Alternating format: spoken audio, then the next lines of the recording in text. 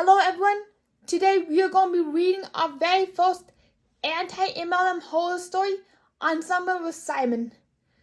So you may know that a horror story consists of either the good, bad, mostly the ugly, and mostly the really big truth about the realities behind the glitz and glam of network marketing, direct selling, aka multi-level marketing. And I also want to give huge props to Hannah Olandra.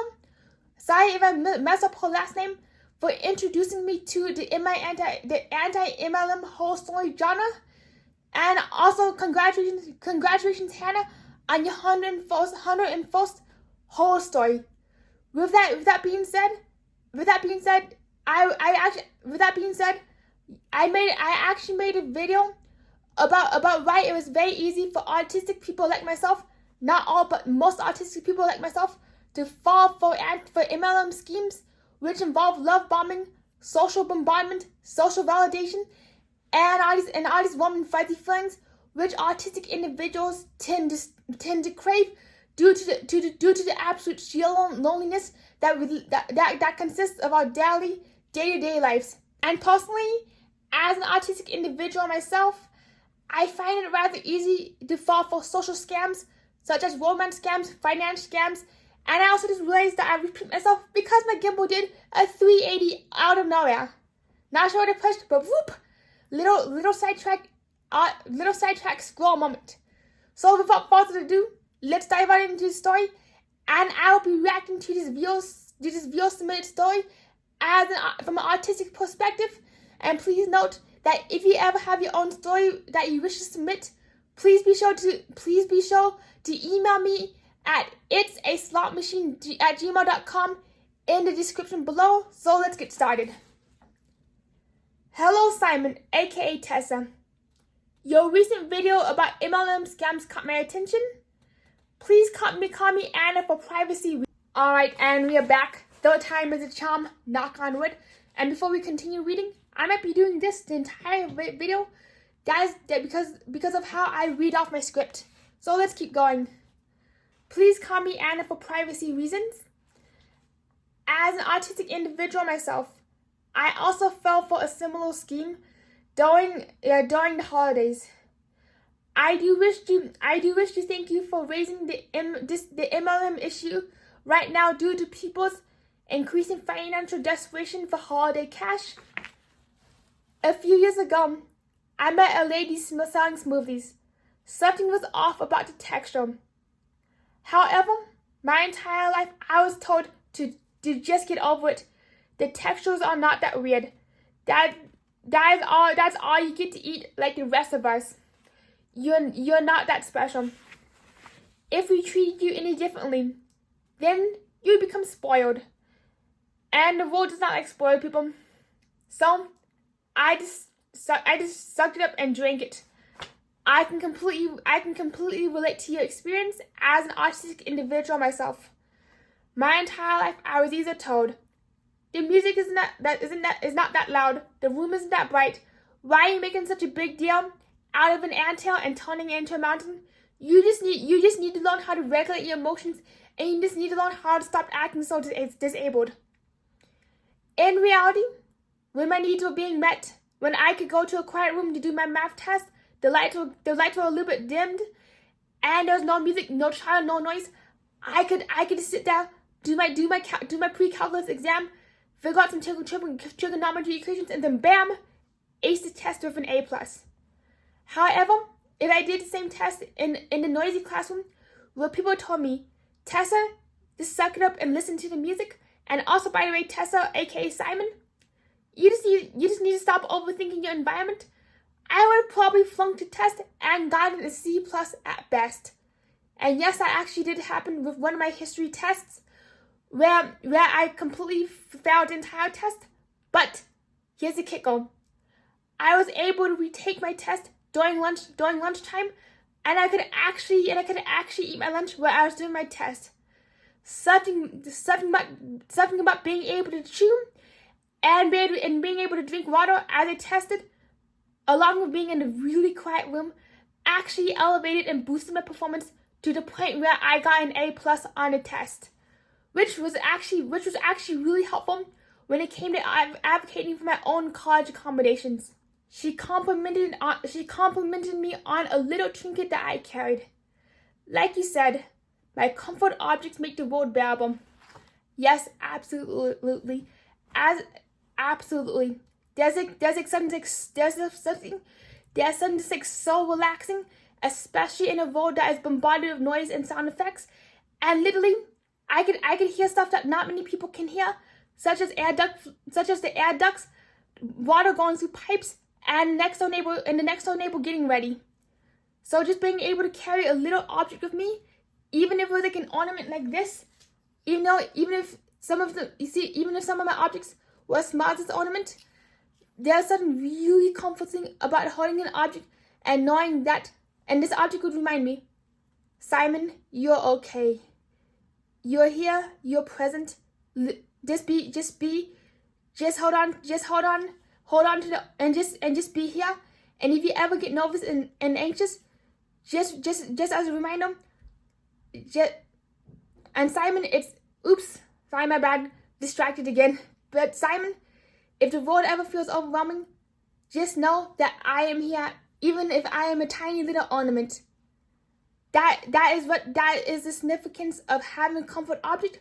And yet, whenever I get my comfort object confiscated or denied or even told, stop carrying this little thingy around, it's complete nonsense. Why do you have to carry this little ornament? It's just an ornament. I find it way harder to regulate, way harder to process the sensory demand and to deal with the cognitive load. And I know that many people, they find comfort in running water.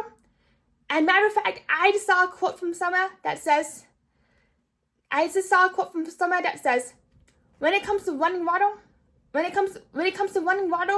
you actually see running water, your mind, just a repetitive pattern of the water alone allow for your mind to be a lot more creative, and therefore, by taking off that cognitive load, you're more able to actually sit down and create, daydream, and then most yourself in your imagination, which I absolutely find true.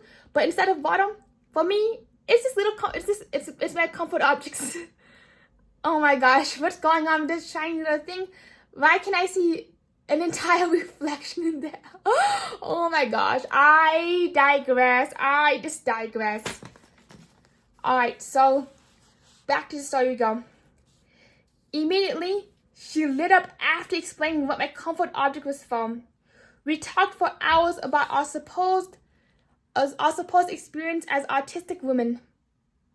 Little did I realize that some people, in big quotation marks, might and will do anything for a quick buck, sell or recruit, especially if they're in the multi-level marketing business structure. Unfortunately, I actually really do agree with that point. Personally, when it comes to multi-level marketing, I did learn that the companies that allegedly, and in my opinion, that all multi-level marketing companies are designed to pressure the recruits into ranking up, getting a new bonus, and basically, like what Hannah Alonso says, everybody is stacked on top of each other, meaning that one person's performance impacts the next person's performance and bonus check at the end of the month. When you mix I find that mixing finances and friends, especially in a multi-level marketing chain structure, it does not go very well, especially when your entire income especially if you have been promised enough money to be able to feed yourself, your family, and to pay your rent. But yet, the moment that somebody does not recruit or does not buy enough product to rank, does not buy enough of their own personal volume, aka product, or the product that the multi-level marketing company is selling, kabam, you basically lose your entire check, which could be really devastating for families especially with small children, stay-at-home mothers, military wives, and anybody who is financially relying on that paycheck just to live their day-to-day life. And honestly, to be very honest, it is rather upsetting how that business structure targets the most lonely and isolated people in society, especially the neurodivergent population, the military population, and of course, people who have a hard time making and connecting with friends. Here we go again. All right, I lost my place. Thank you everybody for your patience. Sometimes the technology cooperates, other times the technology goes wah wah wah, and unfortunately this round my ring light went decided to come magically unplugged. What a weird and wild and wacky day so far. Long story, I'd not wish to assume that the lady faked her autism diagnosis. Oof, that's really rough. But what followed makes me wonder. Honestly, let me interject. When it comes to autism diagnosis, I not ever want to wish or assume that anybody is faking a disability for profit or for attention. Unfortunately, sometimes that does happen, but let me reiterate, that is only a sliver of 1% of the disability population who tends to fake their disability for sympathy and money.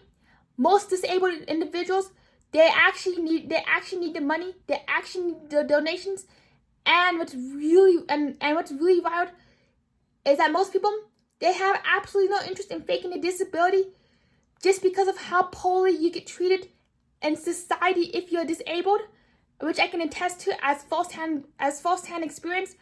I will not be talking about any of that just because it's another hour within itself. Long story short, she ended up inviting me to a virtual girls' night out Zoom, knowing good and well about my perpetual loneliness and inability to make friends. Upon joining, at least 20 girls told me, "Aw, what a gem of a person you are. Something about your energy is a magnet. I know that we just met. Can we be friends?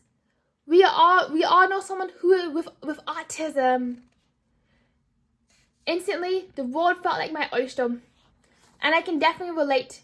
To joining a group and feeling absolutely love bombed. I cannot go into many details myself, but I have seen it so many times in multi-level marketing horror stories of where somebody would join and feel like that they're being surrounded by like hundreds of cheerleaders, people saying, "You are the entrepreneur of the century. You got this. You are a businesswoman.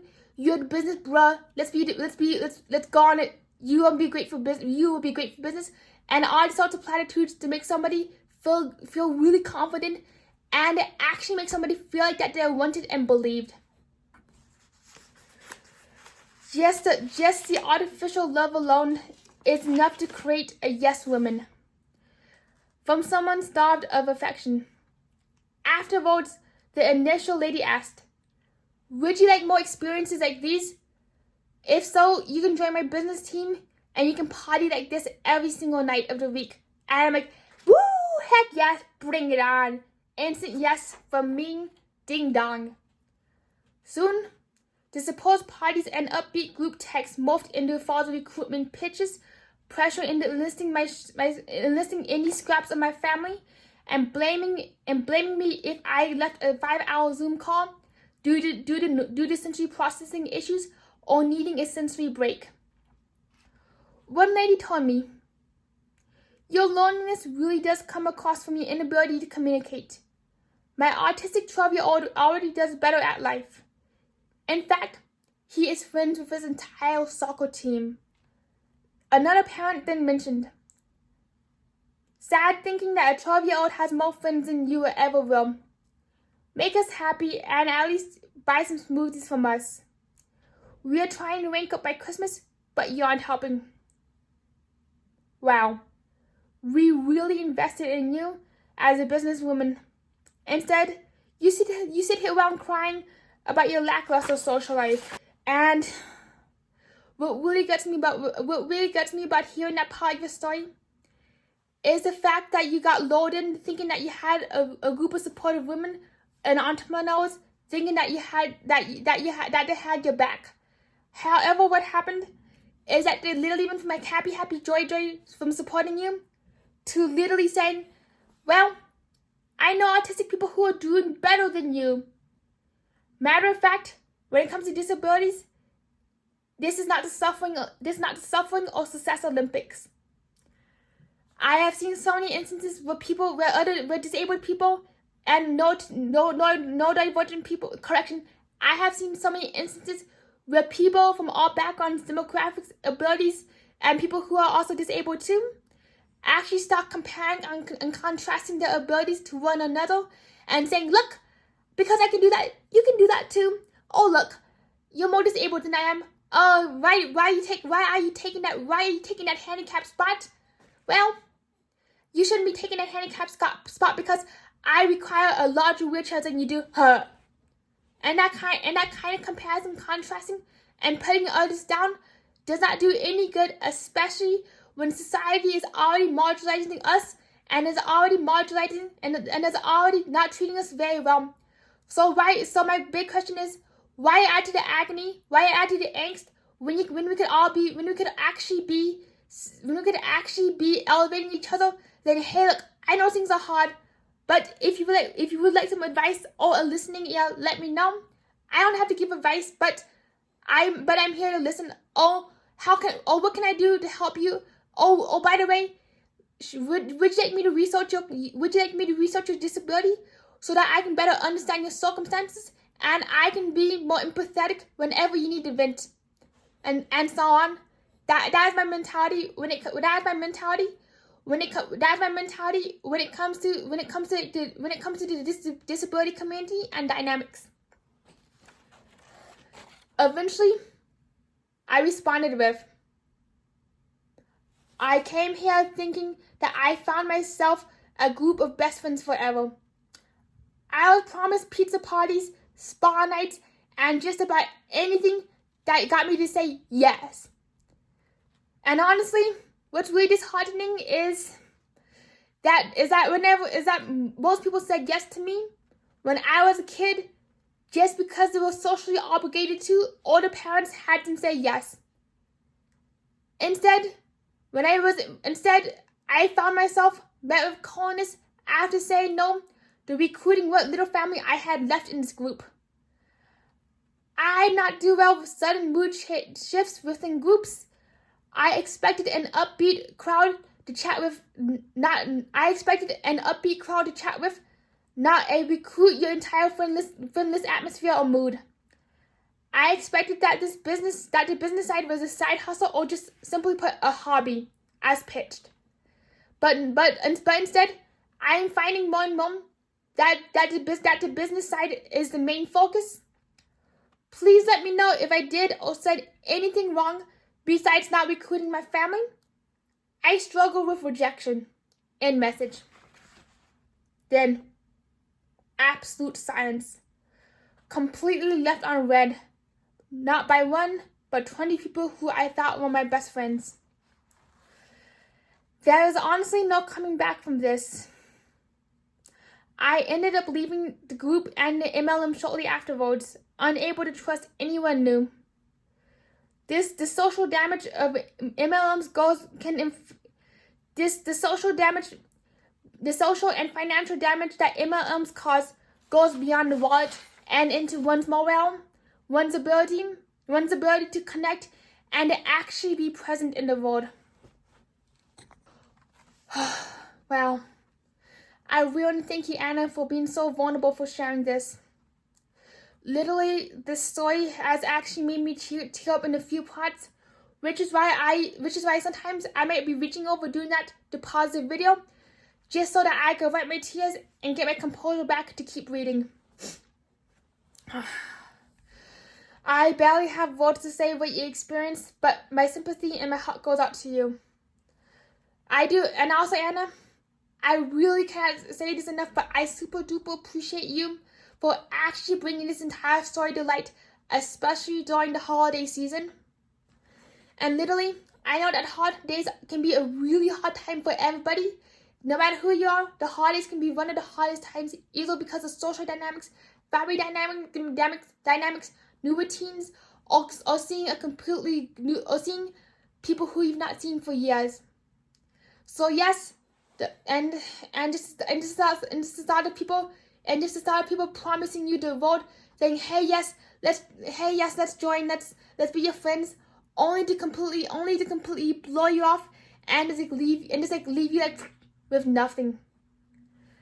And honestly, for me, if that would happen to me, I would have a hard time trusting people again. Oh my gosh. Well, and logistically, your story was very insightful about how multi-level marketing does work, and how it can really impact people, especially during the holidays or any time of the year. So, if you have any questions about multi-level marketing or any opinions, please let it know in the comments. And as a strong and strict reminder, this video is not a petting zoo. Please not go to anyone's social media accounts or anybody who is involved in the multi-level marketing industry, even the companies, even the CEOs. Leave everybody alone, please. It is best to leave everybody alone on social media.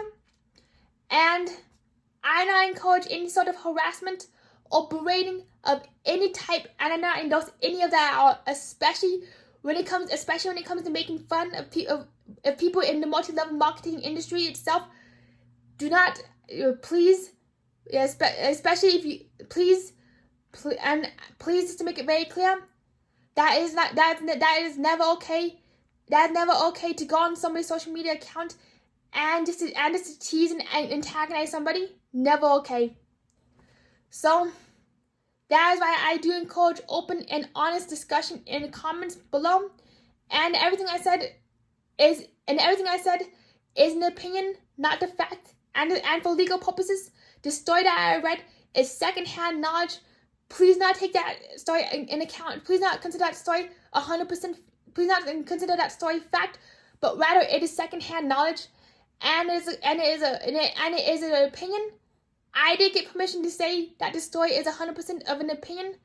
So, if you like to see more anti-MLM content and more disability advocacy content, please be sure to subscribe to Somewhere with Simon, and we'll see you around, everybody.